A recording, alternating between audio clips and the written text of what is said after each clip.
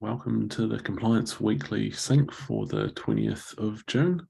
The first order of business is just to walk through the milestone board and go through the closed issues. So I'll share my screen.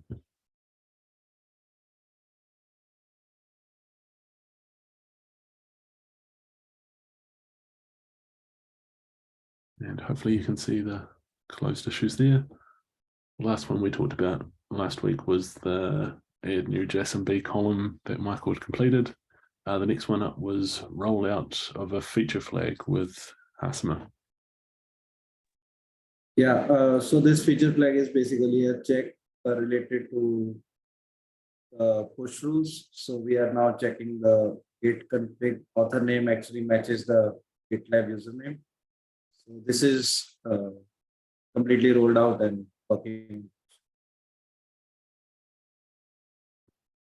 Right, and next one up was updating some streaming audit event UI styles. That was with Jay, but Camelia, do you want to give an update on that? Do you know about this one?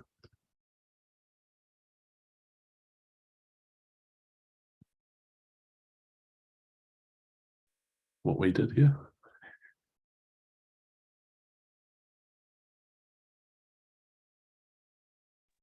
Camelia, you're on mute. You're on mute, Camelia. Sorry, I was talking. Yeah, I think like the most MRs are done. There are some slow follow-ups, like with the UI update, and also I think the active inactive is also in the follow-up, so that's not finished yet.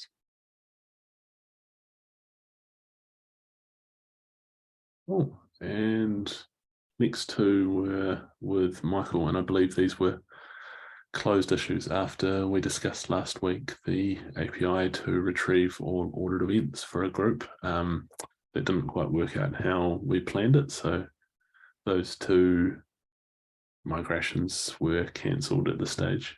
The next one was two with Hasima. Yeah, next two are related to the Google Cloud logging integration with audit event streaming. This is now live and working on production. It's awesome. Another feature flag. Oh, I think that was to do with the other work that Michael was working on. The next one was Hitesh with fix internal server error. So there was an issue with external audit event destinations API for update and destroy, where if the past ID is non-existent, then it will throw in 500. So I fixed that in this. Right. Next one was the database tables for adherence report. Who's safer? Yep. So this is the first issue for the adherence report. So we've created the database table for storing the adherence reports, and this has been merged. Nice. Update streaming audit events UI to use collapsible component. I think that was the other part of the UI update for the streaming audit events that you discussed before, Camelia. There's 4 fixed spec violations in here. I don't know if you were able to give an update on those, Ilya. Yeah, basically it's just a lot of follow-ups of minor spec violations, which is our work towards view-free compatibility. Nothing makes me happy to see other people contributing to it, especially in our group. So I just everything each of them is pretty straightforward yet time-consuming. So yay for external support. 100%. Migrate compliance metrics, Hasima. Yeah, so these were the metric dictionary definitions which were of compliance but were using the stage name as managed. I corrected it to govern. It's merged. And next was the rollout of instance streaming audit events, Hitesh.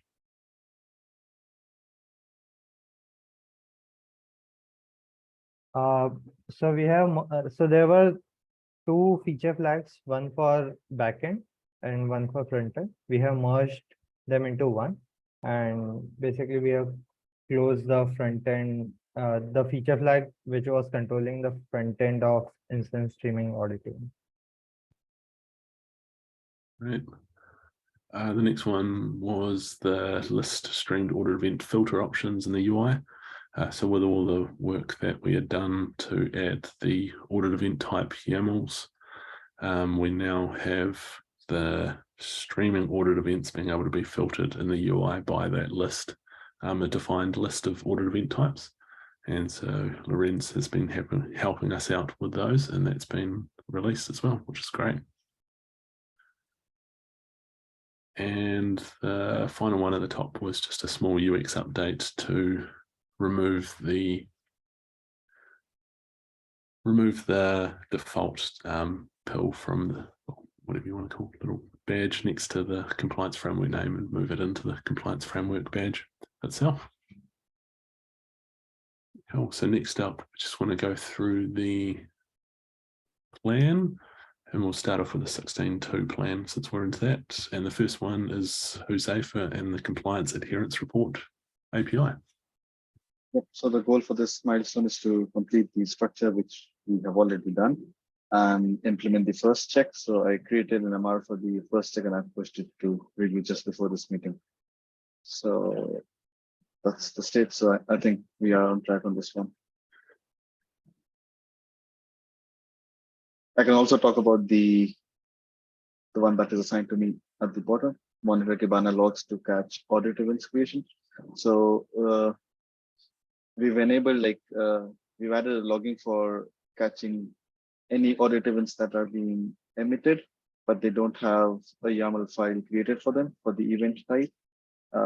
So I've created a dashboard, which is, the link to the dashboard is in the issue, where we're capturing the event names, which are still missing. So we'll be monitoring this particular issue for a while, maybe this milestone or even next if we have some new occurrences, and then we add the missing YAML files, and let's close this. Yes, please. Do you, with Jay not here, do you have an update on the compliance adherence report UI at all? No, I think he created the first MR, which was merged, and then he created the second one to actually rename, just renaming the tab from compliance violations to compliance center, and the one which was linked in the update today by Nate. So it has a couple of reviews required. So yeah, that's the update. Yeah, I think he deserves some sort of badge for that. I think it was like 8 reviewers or. Yep. Anyway, the next one was the instance level streaming audit events. Hitesh. So the APIs for streaming headers for listing, deletion, listing updation and creation is deployed in production. The destroy header API MR has been reviewed by the backend maintainer and is pending on compliance review. Then that we have the UI ready for the UI MR for streaming headers being developed by Nate too, and we are now planning ahead with the event type filters APIs for this. Great. And the next one was the streaming audit event filtering with UI. As I mentioned, the filtering list is there, but the next steps is to add groupings and search to make it easier for users to use. So that's on track for 16.2. Jay's not here. Audit event performance limits, Hasma.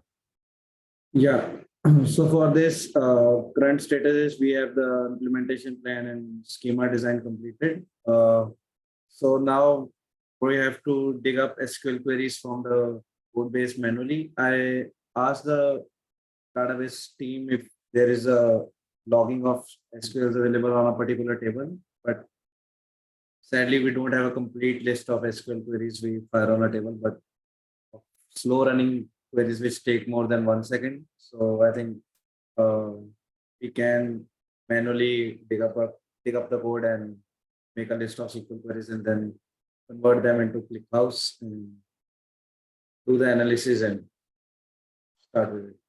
So I think this is on track for me. You want to talk about the Yeah. down selection and the streaming to Google Cloud? Yeah, for the replace the drop downs, like, yeah, so this is actually a new issue which was assigned to me. And I have gone through the issues which are on me for the protected branch one, and they are currently in block stage. Because Michael is working on the initial issues.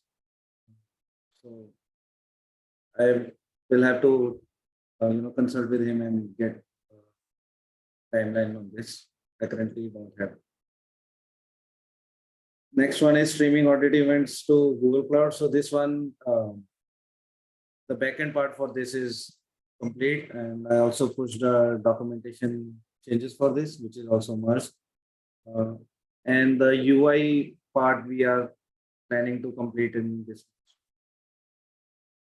Right, and the final one was the violation export with Sam. I have the MRs for the backend and front end currently open. I'm going through review comments, so that should be shipped shortly. The documentation change still needs to be done though. Need to add that. Great. Yeah, that was it from engineering. Camelia, any design update? I'm collecting feedback for the moving the compliance framework to the framework session, like under security, and also like did some more vision design. So if you still have feedback, anything, or if you haven't have time to check it out, I think this week I will keep refining it, collecting feedback, and the next week I will start building up like the detail of the research plans. So please leave a comment if you have anything this week. Thank you. Right. That's it from that plan. The next thing was to go through the compliance engineering dashboard, since it's technically the first weekly of the milestone, I think. Yeah, so error budget availability for the last month sitting at 99.97, so that's great work, and I think it's been sitting around that same value all of June as well so far, so looking great. MR types, we have got about 45% features to 43% maintenance are sitting around the same, which when you compare it to the overall company is looking pretty good. Which yeah, I believe a lot of recent view test fixes contributed to that greatly because of maintenance flag and the unproportionately high value. That makes sense. Yeah. Yeah, and again, you can just see a little bit of an uptick there. So yeah, we'll see that. This one I did want to call out though, for the last month of May, our previous MR rate was 3.3 and it almost doubled to 6.2. So great work, everyone. I know there's been a lot of changes and stuff like that as well. So it's good to see on the upward trend there. Should probably do it as a graph, actually. That'd look cool. And you can see from here, we're looking at some pretty tall buildings, especially what I like is the comparison of issues to MRs as well. So great work, team. There's a few feature flags in here, but I went through them just before, and it looks like a lot of them have been moved out, like the group protected branches, group level merge checks. These have all been moved to other groups. I'm not sure why they're showing up here, whether they've because in the YAML files, they must have the feature category set to compliance management, like something related to compliance. We can probably update the YAML files to fix the category for their groups. Okay. Anyone want to go through that? I can do that. If I know the list of events that have been moved. I know the 5th and the 7th one have been moved. Not sure about the 6th one. Yeah, I think it's just the bottom 3 there have all been moved. And if you go into them, the actual issue has been moved over to the correct group. Cool. I'll create MRs for Awesome. renaming the feature. Thanks, past due, I need to fix that one, but past due bugs by severity. They're all S3 or S4, which is fantastic. And I know we're doing a great amount of work on the customer specific ones with our OKR, so that's looking fine. And open MRs that we have at the moment. So there was one at the bottom that's now over 60 days. And I know Aaron is working hard on getting that one through. So I caught up with him before. That looks all good.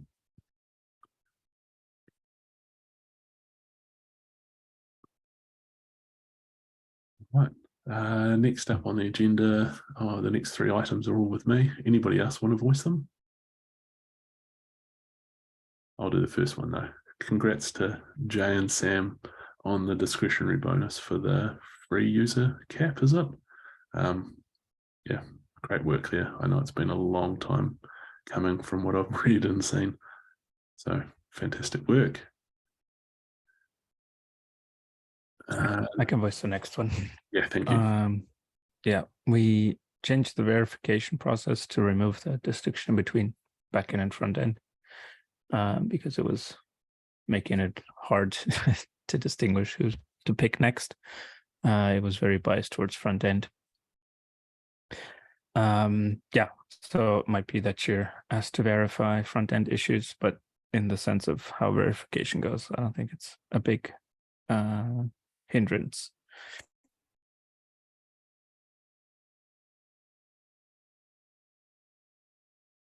Anyone want to voice the last one? No. So yeah, I can do. Yeah, so we are almost we are running out of time. So if everyone would like to voice and have any more feedback on retro change issue, go ahead. Otherwise, we will close it and start implementing everything we've had there. We've had a really great couple of discussions there, in my opinion. I know Huzaifa had a comment as well today about potentially updating that.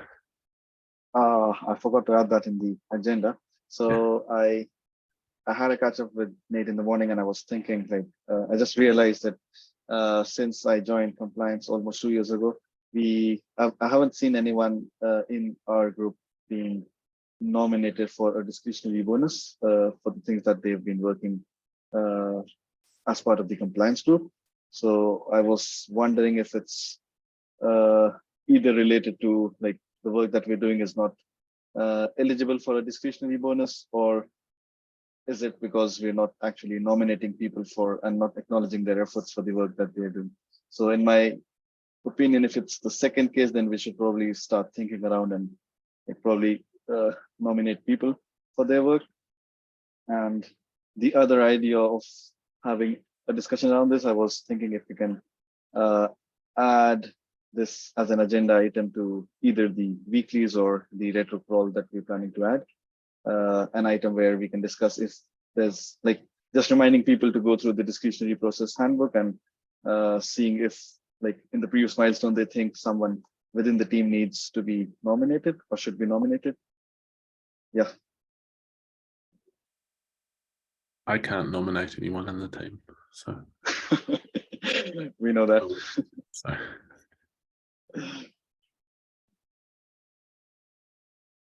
Yeah. Are you sure? You said you can't? I'm pretty sure. It's against the I'm rules. pretty sure it was literally my belief previously, but actually it's vice versa. like we can't nominate you, but you're eligible for nominating anyone under your command. I think that's okay. Well, we'll need to check. I have it in Yeah, my head, because like Nate, that one EMs can't nominate who directly reports to him. So I think there's there's an exception for that.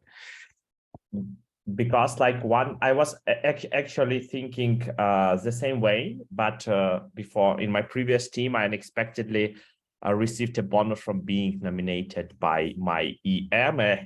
Is it against rules? So I went and checked it and suddenly realized that I was reading this as long, like forever.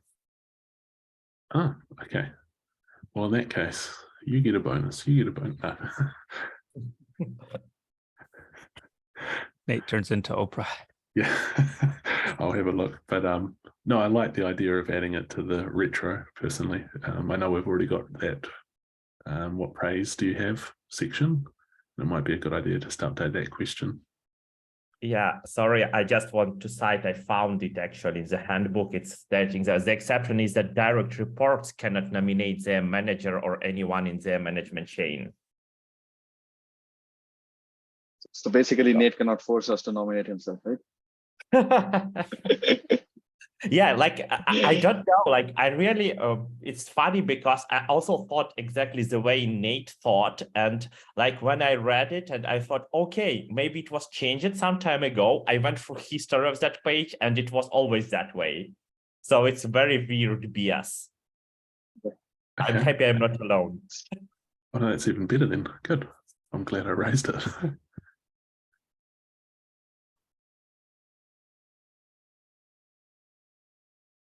Yeah, any other discussions around retro or bonuses?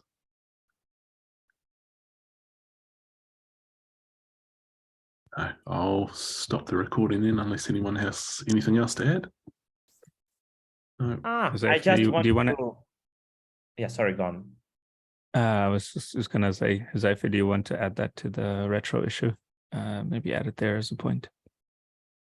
Yeah, I'll add. Yeah. Thanks. All right, Ilya.